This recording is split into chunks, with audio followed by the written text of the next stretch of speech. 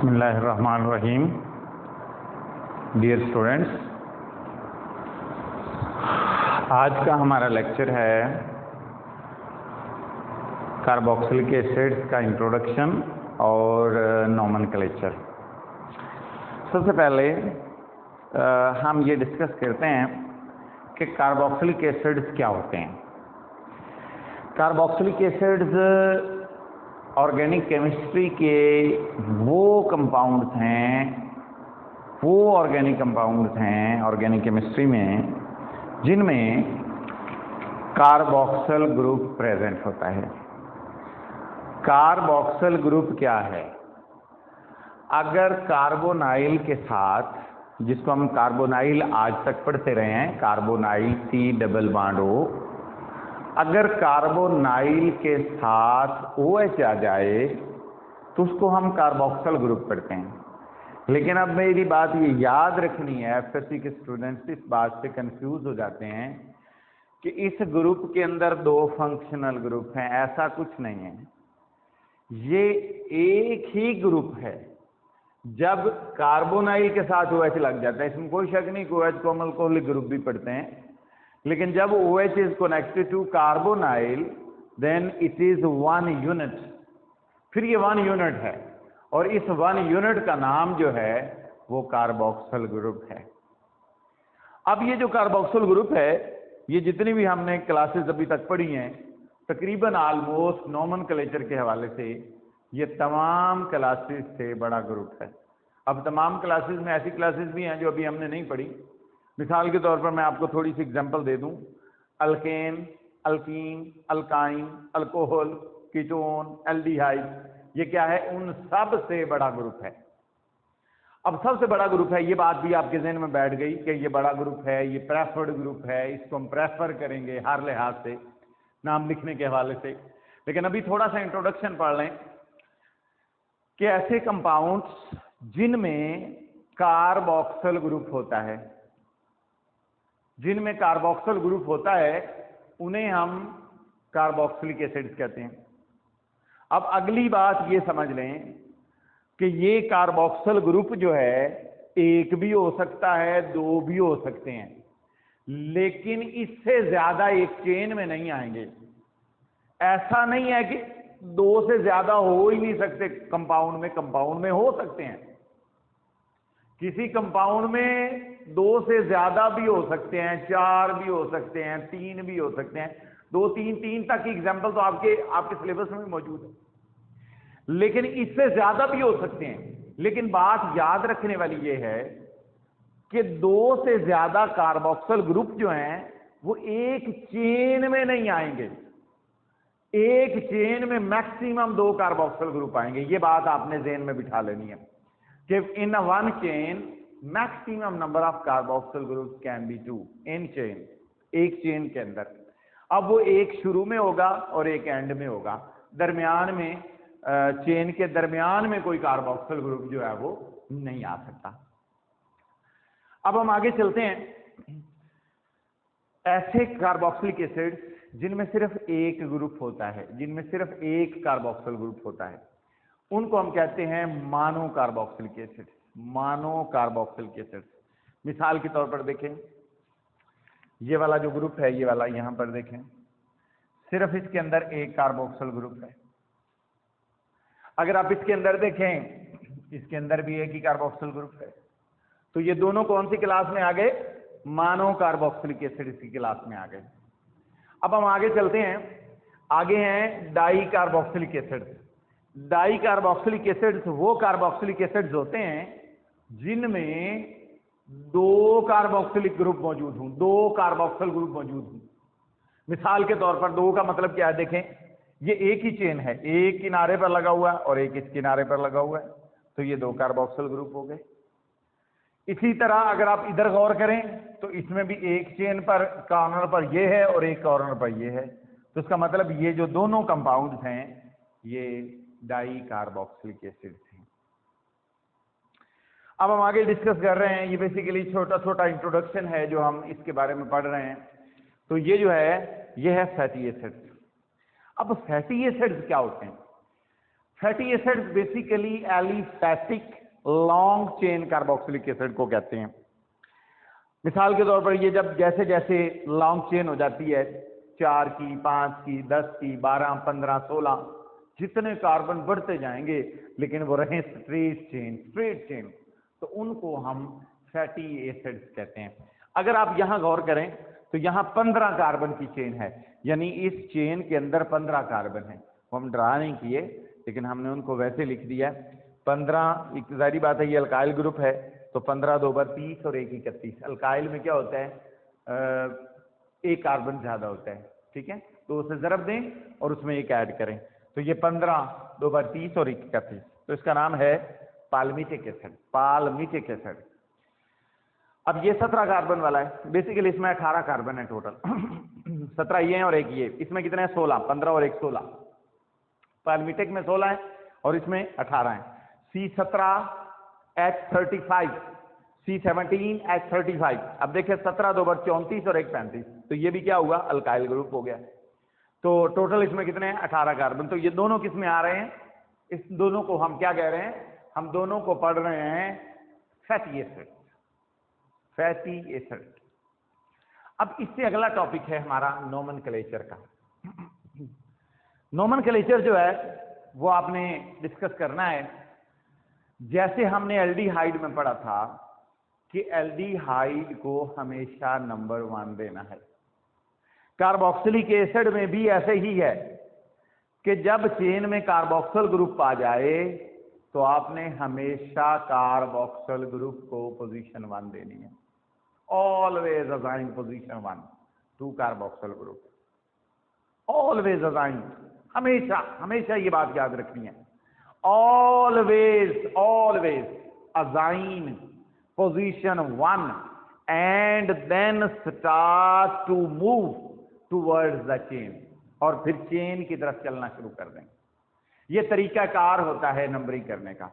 अगर आप गौर करें तो देखिए मैंने इसको नंबर 1 कंसीडर किया, 2 3 4। हाँ, यहां पर एक बात मैं बता दूं, यहां पर कोई भी ग्रुप होता, जैसे मिसाल के तौर पर एक किनारे पे एल्डिहाइड होता, दूसरे किनारे पे कार्बोक्सिल होता, मैं पहले बता चुका हूं कि हमने एल्डिहाइड को कंसीडर नहीं करना, कार्बोक्सिल को ही कंसीडर करना है। तो एल्डिहाइड रहे उस तरफ, हमने नंबरिंग जो है वो कार्बोक्सिलिक कार्बन की तरफ से ही स्टार्ट करनी है। अब अगला पॉइंट क्या है, अगला पॉइंट बच्चों ये है कि जब आपने इसकी नंबरिंग कर ली, फिर आपने अल्केन का जो आखिरी ई है उसको रिप्लेस करके उसकी जगह ओइक एसिड लगा देना है, OIC एसिड। देखें, गौर करें, ये अल्केन है, इसका आखिरी ई हट गया और उसकी जगह लग गया ओइक एसिड, ओइक एसिड। अब ये बन गया अल्कानोइक एसिड, अल्कानोइक एसिड बन गया, अल्कानोइक एसिड बन गया। अब ये जो अल्कानोइक एसिड बना है, ये हमने आयोपेक नेम पर इसको अप्लाई कैसे करना है।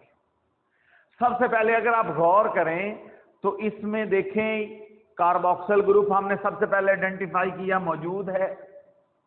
फिर इसमें टोटल कार्बन गिने 1 है, एक कार्बन वाली अल्केन मीथेन होती है, एक कार्बन वाली जो अल्केन है वो मीथेन होती है। मीथेन में एक कार्बन है और मीथेन का ई निकालकर ओइक एसिड लगाना है, तो ये बन जाएगा मेथानोइक एसिड, मेथानोइक एसिड। और इसको हम कॉमनली कॉमन नेम में फॉर्मिक एसिड कहते हैं, formic acid, formic acid. Methanoic acid IUPAC name है और फॉर्मिक एसिड जो है इसका कॉमन नेम है। अब कॉमन नेम की क्या हिस्ट्री होती है, आप याद रख ले, कॉमन नेम की कोई रीजन नहीं होती, कॉमन नेम का कोई सिस्टमैटिक रूल नहीं है। Common name can be dependent upon the scientist, name of scientist, place where it is, from where it is expected, जहां से ये निकाला गया है, जहां ये तैयार किया गया है, जिस साइंटिस्ट ने ये तैयार किया है, डिपेंड्स अपॉन द साइंटिस्ट। इसकी कोई रीजन और लॉजिक नहीं होती। लिहाजा ये जो फॉर्मिक एसिड है ये आंत के उसमें बाइट उसमें होता है। एसिटिक एसिड जो है वो एसिटिक एसिड सिरके विनेगर उसमें होता है, उसको हम एसिटिक एसिड कहते हैं इसलिए। तो इसी तरह और भी there are variety of reasons can be, we are not going to that reasons actually. हम सिर्फ और सिर्फ आयोपेक नेम्स और कॉमन नेम्स को डिस्कस कर रहे हैं। आगे है हमारे पास प्रोपानोइक एसिड। प्रोपानोइक एसिड देखिए इसके अंदर कितने कार्बन हैं, 1 2 3, 1 2 3, 3 वाली अल्केन प्रोपेन, प्रोपेन से ये क्या बन गया, प्रोपानोइक एसिड। इसका कॉमन नेम है, मिलता जुलता ही है, प्रोपायोनिक एसिड, प्रोपायोनिक एसिड। इसी तरह इधर देखें 1 2 3 4, तो 4 कार्बन है, तो 4 कार्बन वाली एल्केन क्या है, ब्यूटेन। तो ब्यूटेन से ये क्या बन गया, ब्यूटानोइक एसिड। ब्यूटेन का ई हट गया और उससे क्या बन गया, ब्यूटानोइक एसिड। और कॉमनली हम उसको कहते हैं butyric acid, butyric acid. Commonly हम जो है उसको ब्यूटायरिक एसिड पढ़ते हैं। इसी तरह अगर 5 कार्बन आ जाए, 1 2 3 4 5 कार्बन वाली जो अल्केन है उसको हम पेंटानोइक पेंटेन कहते हैं, और उस पेंटेन से बनेगा पेंटानोइक एसिड, पेंटानोइक एसिड। और कॉमनली जो है हम उसको वैलेरिक एसिड पढ़ते हैं, वैलेरिक एसिड, वैलेरिक एसिड, वैलेरिक एसिड। देखें वैलेरिक एसिड ब्रैकेट्स में मैं कॉमन नेम लिख रहा हूं। अगर आप सब्स्टिट्यूएंट की तरफ चले जाएं, इस तरफ आ जाएं, बिल्कुल उसी तरीके का तरीकाकार है। Number 1, number 2, number 3। 2 पर मिथाइल लगा हुआ है, मिथाइल। तो आपने लिखा 2 मिथाइल, सब्स्टिट्यूएंट का नाम पहले लिखा जाता है। 2 मिथाइल, कितने कार्बन है, 3 वाला कार्बोक्सिलिक एसिड होता है प्रोपानोइक एसिड, तो ये उसका नाम आ गया। इसी तरह ये देखें कंपाउंड है 1 2 3, 2 पे OH लगा हुआ है और OH को हम पढ़ते हैं हाइड्रोक्सी, तो ये हो गया 2 हाइड्रोक्सी प्रोपानोइक एसिड। और याद रख लें 2 हाइड्रोक्सी प्रोपानोइक एसिड को हम लैक्टिक एसिड कहते हैं, लैक्टिक एसिड। ये कॉमन नेम है लैक्टिक एसिड। इसी तरह अगर डाई कार्बोक्सिलिक एसिड्स आ जाएं तो फिर हम क्या करते हैं, देखें एक कार्बोक्सिल इधर लगा दिया, दूसरा इधर लगा दिया। देखें दोनों कार्बोक्सिलिक एसिड हैं, एक इधर लग गया और एक इधर लग गया, यानी एक ही चेन के अंदर 2 कार्बोक्सिल ग्रुप आ रहे हैं। अब जब 2 कार्बोक्सिल आ जाएं तो मैंने लिखा है यूज अल्केन डाइओइक एसिड। इसका मतलब क्या है, इसका मतलब यह है बच्चों कि बेटा अब आपने ई हटाना नहीं है। पहले आप ई रिमूव कर रहे थे और लगा रहे थे ऑइक एसिड, अब आपने ई हटाना नहीं है, ई भी लिखा रहना है और साथ में आपने डाइओइक एसिड लिखना है, डाइओइक एसिड, डाइओइक एसिड। अब देखें कितने कार्बन हो गए, 2 1 2, ethane dioic acid, ethane dioic acid. और इसको कॉमनली हम ऑक्सैलिक एसिड पढ़ते हैं, ऑक्सैलिक एसिड, ऑक्सैलिक एसिड। इसी तरीके से आप इधर चले जाएं, देखें 1 2 3, कितने कार्बन हो गए, 3। प्रोपेन, 3 कार्बन वाली एल्केन हो गई propane dioic acid, propane dioic acid. और प्रोपेन डाइओइक एसिड जो है उसको हम मेलोनिक एसिड पढ़ते हैं कॉमनली, यानी 2, इसको याद रखने का कॉमन नेम याद रखने का तरीका कार्य होगा कि एक कार्बन है 2 कार्बोक्सिल के दरमियान, तो वो मेलोनिक एसिड है, मेलोनिक एसिड। इसी तरह अगर 2 कार्बन आ जाए, 2 CH2 दरमियान में आ जाए तो 2 कार्बोक्सिल, तो टोटल कितने कार्बन हो गए, 4, 1 2 3 4, टोटल कितने कार्बन हो गए, 4। अब 4 कार्बन 1 2 3 4 ब्यूटेन, पूरा आ गया ब्यूटेन और आगे आ गया डाइओइक एसिड। इसको कॉमनली हम सक्सीनिक एसिड पढ़ते हैं, सक्सीनिक एसिड। अगर कार्बन आ गए 1 2 3 4 5, तो 5 वाली पेंटेन और आगे आ गया dioic acid, pentane dioic acid. इसको कॉमनली हम ग्लूटारिक एसिड पढ़ते हैं, ग्लूटारिक एसिड। अगर 4 कार्बन आ जाए, 1 2 3 4 और 2 कार्बोक्सिल, तो टोटल हो गए 6 हेक्सेन डाइओइक एसिड, और इसको हम कॉमनली पढ़ते हैं एडिपिक एसिड। ये इसके अंदर टोटल जो है सिचुएशन है, टोटल जो ऑर्गेनिक कंपाउंड्स आपके सिलेबस में, मोस्ट ऑफ द ऑर्गेनिक जो कार्बोक्सिलिक एसिड्स आपके सिलेबस में पूरे में दिए गए हैं, वो तकरीबन मैंने लिख दिए हैं। एक दो इसके अलावा हैं अनसैचुरेटेड कार्बोक्सिलिक एसिड, वो इंशाल्लाह जहां पर उसका ताल्लुक होगा हम उसको डिस्कस कर लेंगे। यहाँ पर थोड़ा सा जो है एरोमेटिक का भी जिक्र आया है, तो एरोमेटिक कार्बोक्सिलिक एसिड्स क्या होते हैं, जिसमें बेंजीन रिंग हो, उनको हम एरोमेटिक कार्बोक्सिलिक एसिड कहते हैं, एरोमेटिक। अब ये देखें आपके सामने एक एरोमेटिक कार्बोक्सिलिक एसिड है, एक बेंजीन रिंग है और उसके ऊपर कार्बोक्सिल लगा हुआ है। बेसिकली आयोपेक नेम तो इसका कुछ और है, लेकिन वो उसका जिक्र आपके सिलेबस में नहीं है, लिहाजा आपने सिर्फ इसको आयोपेक जो है, बेंजोइक एसिड ही आयोपेक यहाँ पर शुमार होता है, तो उसको हम बेंजोइक एसिड ही कहेंगे। Benzoic acid is the IUPAC name of this organic compound. लेकिन अगर बेंजीन के ऊपर 2 कार्बोक्सिल लग जाएं तो उसको हम कैसे पढ़ेंगे, ऐसे भी लिखा जा सकता है 1,2 बेंजीन डाई कार्बोक्सिलिक एसिड, या बेंजीन 1,2 कैसे हो गया वो जरा गिन लें। अब हमने यहाँ पर एरोमेटिक का ये केस होता है, जो हम बेसिकली ज्यादातर तो एरोमेटिक में पढ़ाया जाएगा आपको, लेकिन यहाँ पर थोड़ा डिस्कस कर लें कि हम बेसिकली यहाँ नंबरिंग जो है वो रिंग को करते हैं, कार्बोक्सिल को नहीं करेंगे।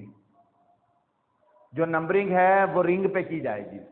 अब रिंग पे यहाँ पर ये कार्बन नंबर 1 नहीं है, कार्बन नंबर 1 जो है वो एरोमेटिक वाली है, 1 और 2, एक कार्बोक्सिल 1 पे लगा है, दूसरा 2 पे लगा है, तो 1,2 benzene dioic acid, 1,2 benzene dioic acid. तो ये जो है ये 2 कार्बोक्सिल ग्रुप जो हैं बेंजीन पर लगे हुए हैं, तो इसको हम 1,2 बेंजीन डाइओइक एसिड भी कह लेते हैं और डाई कार्बोक्सिलिक एसिड भी कह लेते हैं, और इसको कॉमनली जो है थैलिक एसिड कहते हैं, थैलिक एसिड। अब ये बात हो गई यहां तक। 2 कंपाउंड इससे और भी बन सकते हैं जिसका यहां जिक्र नहीं किया गया। अगर ये कार्बोक्सिल उठाकर हम ले जाएं 3 पर, तो इसी कंपाउंड का नाम होगा 1,3 बेंजीन डाइओइक एसिड या डाई कार्बोक्सिलिक एसिड। तो फिर उसका नाम कॉमन नेम होगा आइसोथैलिक एसिड। और अगर ये हम सामने वाली पैरा पोजीशन पे 1,4 पे लगा दें, तो फिर इसका नाम होगा 1,4 बेंजीन डाइओइक एसिड, और आयोपेक में कॉमन नेम होगा टेरिथैलिक एसिड। तो this is all about the nomenclature of carboxylic acid, और इंशाल्लाह इसके बाद हमने इसकी preparation, physical properties, chemical reactions और फर्दर जो है हमने इसके बारे में डिस्कस करना है। स्टूडेंट्स जितने भी हैं वो ऑलमोस्ट इसको देखें। अगर किसी स्टूडेंट को समझ ना आए तो आप कमेंट करें, इंशाल्लाह आपके कमेंट पर आंसर किया जाएगा, आपको बेहतर तरीके से जो है इसको एलैबोरेट किया जाएगा। Thank you very much. आज के लिए इतना ही। अल्लाह हाफिज़।